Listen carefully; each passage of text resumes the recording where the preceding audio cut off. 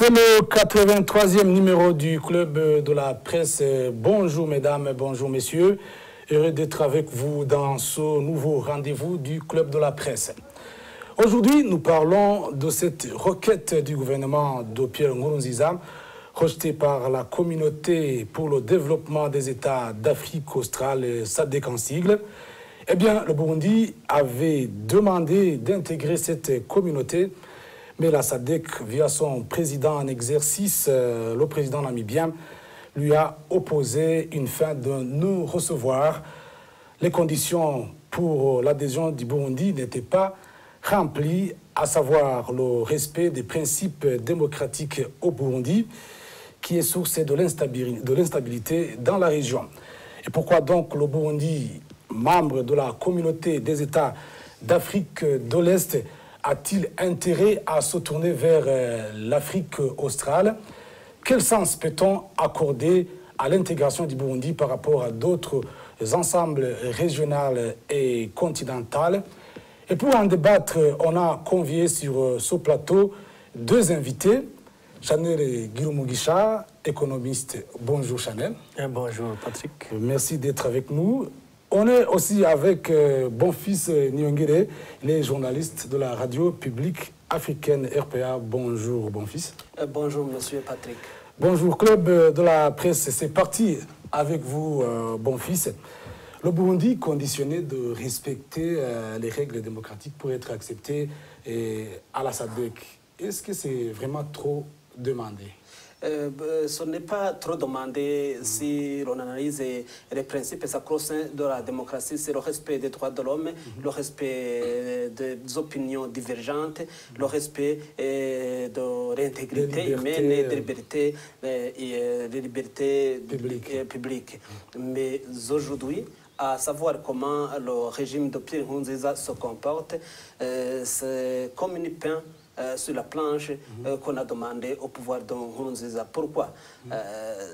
Parce que, à savoir son attitude et l'attitude de son gouvernement, à savoir sa démarche vers une monarchie, à partir de l'oligarchie vers une monarchie, c'est donc difficile, voire même impossible, d'adorer les demandes de la SADC pour être intégré dans cette communauté de l'intégration sous-régionale.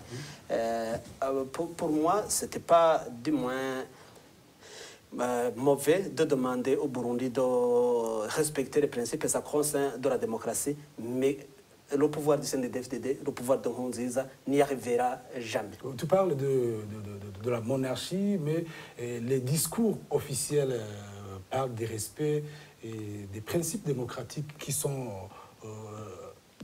au Burundi, qui sont respectés par le gouvernement burundais. Est-ce que le pouvoir de Bujumbura aujourd'hui parle officiellement de la monarchie ou de la démocratie? Aujourd'hui, le pouvoir ne cache pas sa démarche vers la monarchie, puisque d'abord, il y a des monuments où était la devise unité, travail, progrès, qu'on a obligé tous les administratifs de changer vers Dieu, roi et le pays. Pardon, roi, oui, Dieu, roi et le pays, le Burundi. Donc, vous voyez qu'avec la nouvelle constitution, à son article 4, on va vers une monarchie, puisqu'on dit qu'une démarche monarchique pourrait être envisagée. S'il y a bien évidemment la volonté de la population. Et cette volonté de la population, il n'y a pas la volonté de la population, il n'y a que la volonté de Pierre Nkurunziza et de son parti. Effectivement, le président namibien, qui assure la présidence tournante de la SADC, a évoqué le troisième mandat de Pierre Nkurunziza, qui est à source de l'instabilité, de l'insécurité. Mais il y a le ministre des Relations, de la Coopération, qui est l'envoyé de Pierre Nkurunziza, qui s'est exprimé par rapport à ça en disant que le troisième mandat de Pierre Nkurunziza respecte la constitution burundaise.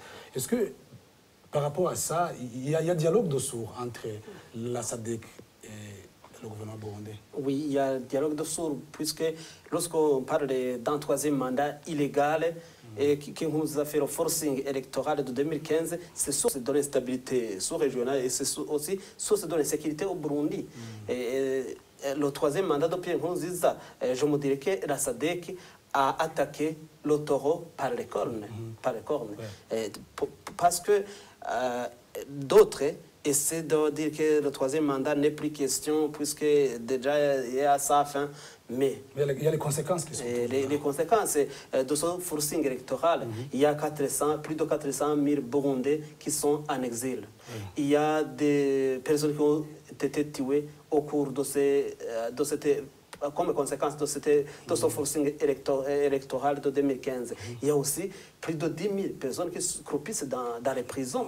Et il y en a aussi ceux qui sont disparus comme ça, puisqu'ils ont été enlevés par les forces de l'ordre. Oui, c'est ça, donc c'est les principes démocratiques qui ont été bafoués. Exactement. Chanel Guillaume Mugisha, est-ce qu'il y a-t-il aujourd'hui intérêt pour le Burundi à se tourner vers les pays de la SADC aujourd'hui, au point que Nkurunziza quand même puisse accepter de changer la donne? Je dirais que d'emblée, l'intégration régionale a des avantages politiques, des avantages économiques. Mais pour Nkurunziza, je me dis que c'est plus les mobiles politiques qui ont poussé Nkurunziza à toquer au pays de la SADC. C'est plus politique qu'économique. De développer? Oui. En fait, économiquement, comme je venais de le dire, c'est vraiment intéressant, mais intégrer la SADC, ça sous-entend que vous êtes prêt à faire un combat économique, donc pour tirer des intérêts économiques, comme ça se fait dans toutes les communautés régionales, sous-régionales. Mais pour le moment, je me dis que c'est plus la guerre d'influence, chercher une partie des pays qui peuvent bien comprendre la philosophie de l'État de Bujumbura. Donc ce qui est en train de se faire à Bujumbura, vous voyez, à Bujumbura, il y a une crise. Au Burundi, il y a une crise politique, une crise économique. Mais il se pourrait que les États de la sous-région ne perçoivent pas de la même chose cette crise.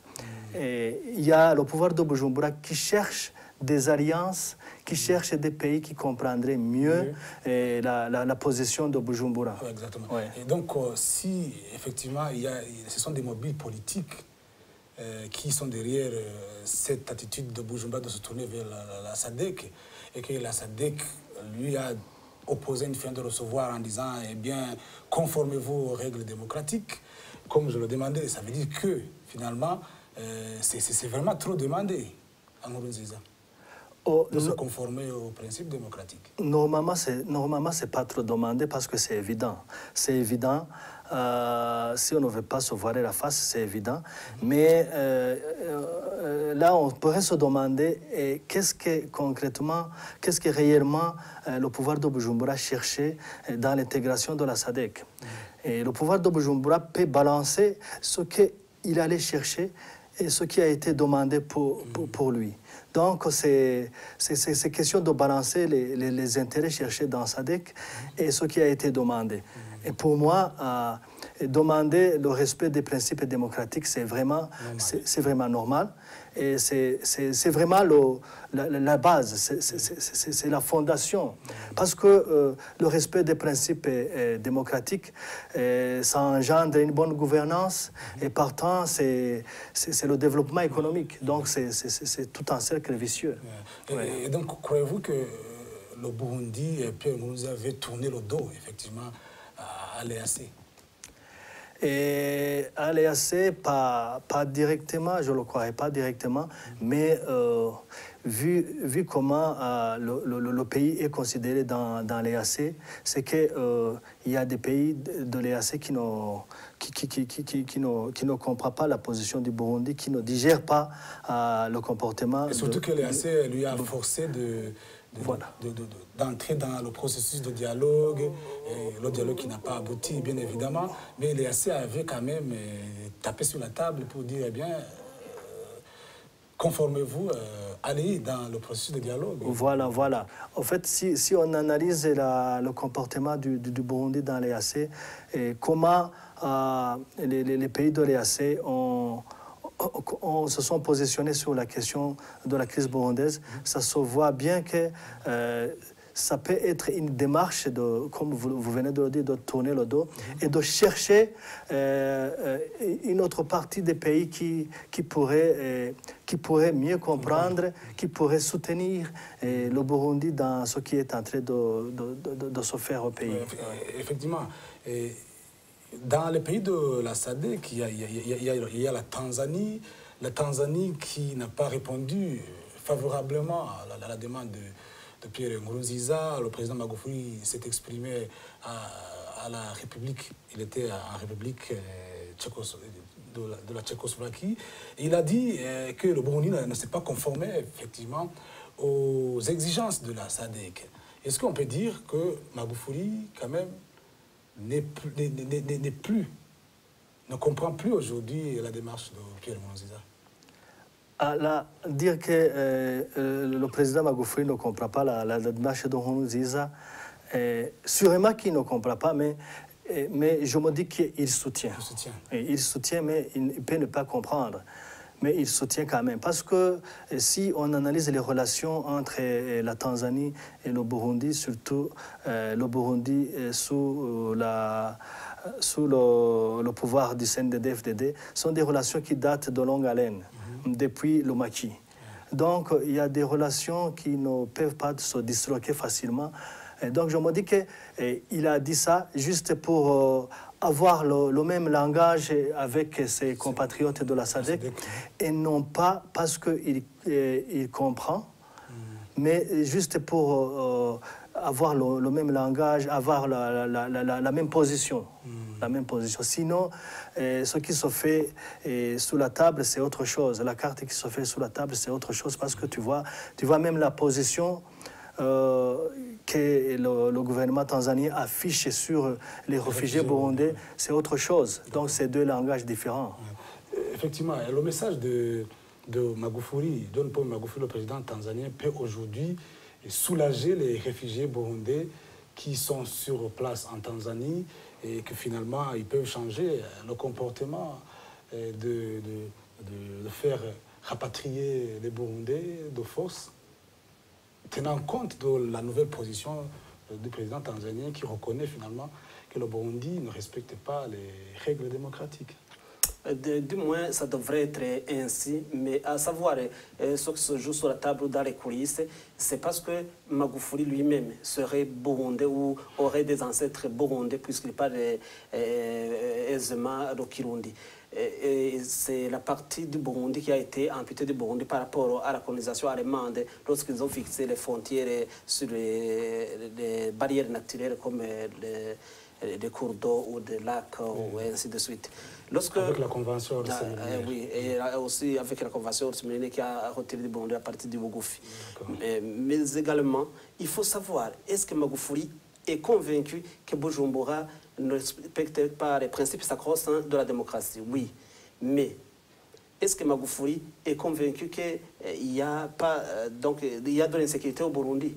Oui, il est convaincu, mais il soutient le minimum syndical de son ami, de son frère Nkurunziza, pour qu'il ne soit pas vu comme ridicule devant la communauté internationale. Magufuli ne veut pas il n'a pas voulu trahir la SADC, mais il a le minimum syndical chez son ami Nkurunziza.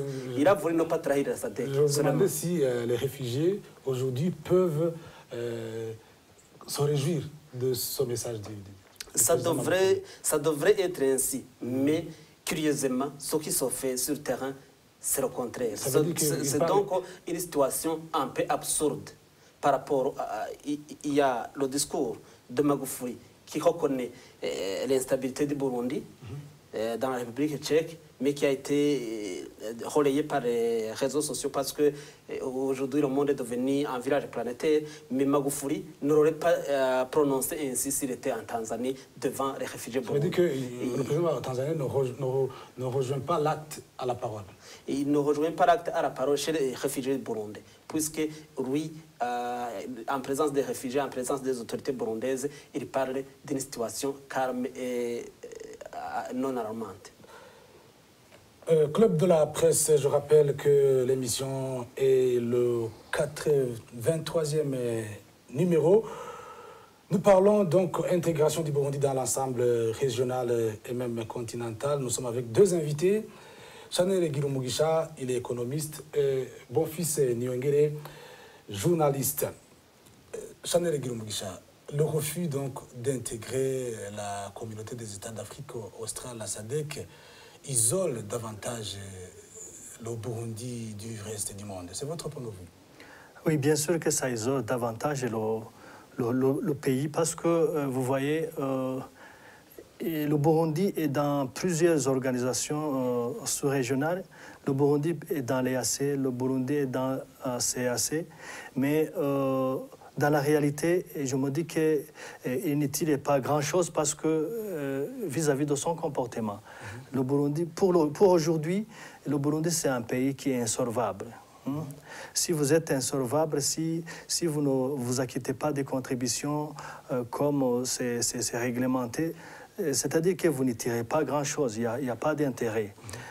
Mais avec la SADC, comme ça serait son première entrée dans la SADC, le Burundi pourrait tirer des avantages des premières impressions. Donc le Burundi n'a pas de dette dans sa SADC s'il venait d'entrer.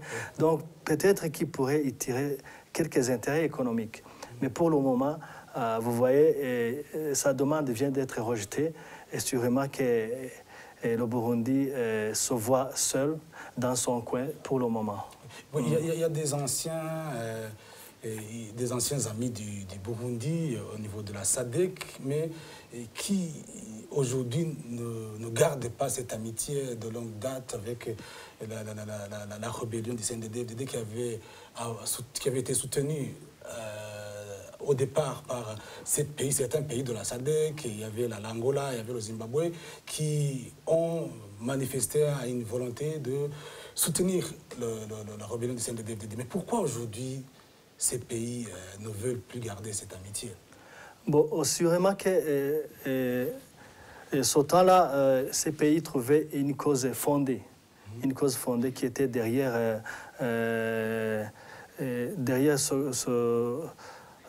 cette rébellion du CNDD-FDD. Mais pour aujourd'hui, je me dis que ces pays ne veulent pas toujours continuer à soutenir quelqu'un qui ne change pas, quelqu'un qui ne s'améliore pas, parce que il risque d'être contaminé. Ces pays risquent d'être contaminés. Parce que vous voyez, pour le moment, les pays de la SADC, il y a de bons exemples qui ont un développement qui est plus avancé. On peut parler de l'Angola, on peut parler de l'Afrique du Sud. Il y a beaucoup qui atteignent 2 chiffres du taux de croissance. Il y a des pays qui ont pris de 1000 dans le PIB, $1000 de PIB par habitant, alors que le Burundi croupisse encore autour de 300. Donc c'est vraiment, il y a de bons exemples sur lesquels le Burundi pouvait se référer. Mais vous voyez, avec le comportement que le gouvernement burundais affiche actuellement, il est difficile de tirer notre pays dans l'état actuel. Ouais. Ouais. Aujourd'hui, avec les anciennes amitiés avec le CNDD-FDD, il y a la Tanzanie aujourd'hui qui a préféré parler le même langage que les pays de la SADC au lieu de parrainer plutôt le Burundi en tant qu'un pays ami de la Tanzanie.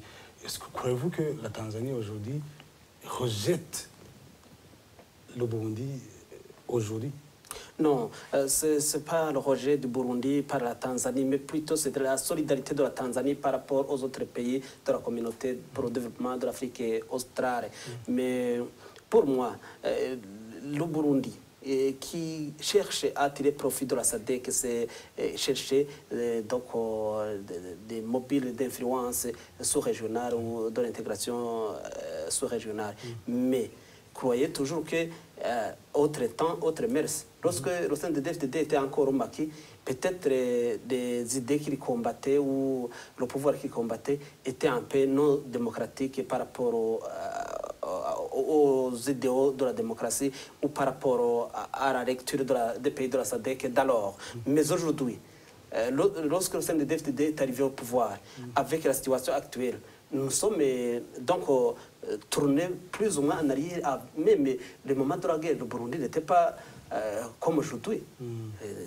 Donc le pouvoir du CNDD a dénaturé le développement du Burundi. Et donc on est parti en arrière jusqu'à au moins 30 ans avant l'avènement du CNDD. On s'achemine vers la fin de cette émission. Est-ce qu'au regard effectivement de cet isolement du Burundi par rapport aux ensembles régionaux, continentaux et même mondial, croyez-vous que le pouvoir de Bujumbura aujourd'hui va au moins essayer de respecter les exigences de la SADC et d'autres pays pour quand même assainir le terrain? Et je me dis que pour le moment, ça dépend de ce que le Burundi cherchait dans cette intégration. Et ce qui a été demandé n'est pas chose difficile. C'est même intéressant pour le pays. Mais il faut voir ce que le Burundi cherchait là-bas. Donc, pour dire que le Burundi va balancer, je me dis que le Burundi va balancer et voir si il est obligé de se conformer à ce qui est demandé pour finalement intégrer l'organisation, ou voir si le Burundi va abandonner catégoriquement. Donc, ça dépend de ce que le pays cherchait là-dedans. Effectivement, si oui. Le Burundi s'est tourné vers la SADC, a fait cette requête-là de ce côté-là, ça veut dire qu'il voulait éviter de s'isoler davantage. Et finalement, est-ce que si il ne veut pas s'isoler, ça veut dire qu'il peut aujourd'hui accepter de changer pour ne pas s'isoler, ou finalement, qu'est-ce qu'il faut retenir? Moi, ce que je conseillerais, c'est plutôt d'adhérer à ces principes. Parce que si vous voyez, si on ne se voit pas la face, et ce qui a été demandé, je me dis que c'était basé sur des indicateurs qui sont visibles. Parce que cette décision a été prise à l'issue de la visite sur le terrain d'une commission qui a été mise sur place pour ça. Donc, sûrement que cette commission a fourni des indicateurs qui sont tangibles et pour arriver à demander au Burundi de se conformer aux principes démocratiques. Donc, moi aussi, j'épouse la même position parce que c'est ce qui manque pour le Burundi, c'est la base. C'est la base parce que si le Burundi assainit la démocratie, c'est-à-dire qu'il y aura la bonne gouvernance qui va suivre et après, il y aura le développement économique qui va suivre. Donc, pour le Burundi, c'est vraiment l'idéal. C'est ce qui est nécessaire. Mais dire que le Burundi va vraiment adhérer dans l'immédiat, prions pour ça. On va clôturer l'émission. Quel conseil donnez-vous aujourd'hui au pouvoir de Bujumbura pour arriver à se conformer, pour arriver à ne pas s'isoler davantage? Les conseils ont été déjà donnés par les pays de la SADC. C'est très simple. Il faut adhérer aux principes sacro-saints de la démocratie. Mais demander cela à Nkurunziza, c'est comme demander au diable d'aller se convertir. Et voyons, voilà, c'est sur ce message de bon fils que je vais pouvoir clôturer cette émission. Merci à nos deux invités, Chanel et Guillaume Mugisha, économistes. Merci d'avoir répondu à notre invitation. Merci Patrick. Et merci aussi pour votre éclairage. Merci aussi à vous, bon fils et Nyongere, de votre éclairage dans cette émission. Merci beaucoup. L'émission était Club de la Presse, le 83e émission. Prochain rendez-vous vendredi de la semaine prochaine pour un nouveau numéro du Club de la Presse. Au revoir et à la prochaine.